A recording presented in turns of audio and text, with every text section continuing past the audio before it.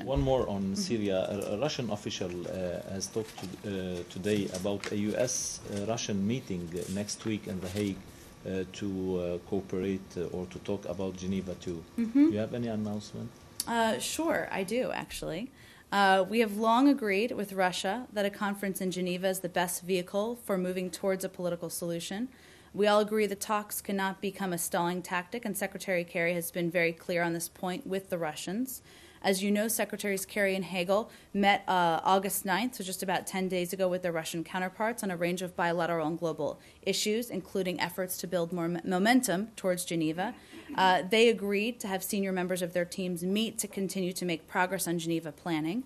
So Under Secretary Sherman, Ambassador Ford will meet in The Hague with their Russian counterparts to discuss this effort next week. So it's not at the level of, let's say, Secretary Kerry and Lavrov?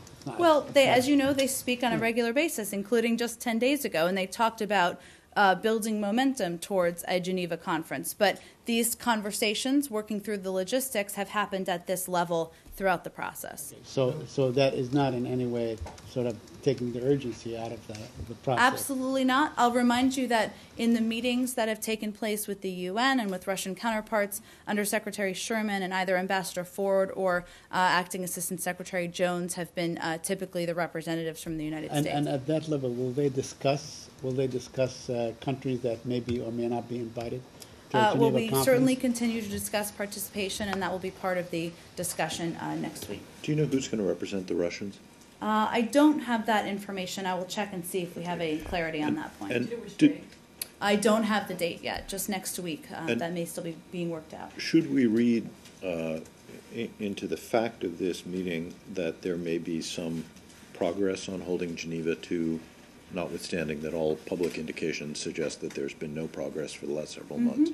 So should we, from the fact that there's going to be this meeting, conclude that that there has been any progress? Well, you can take from it that during the Secretary's meeting with Foreign Minister Lavrov, this was a prominent topic of conversation. They agreed and reiterated their belief that this is the appropriate mechanism. They would like to move forward with it sooner rather than later, but in terms of what that means, that's part of the discussion that will happen next week.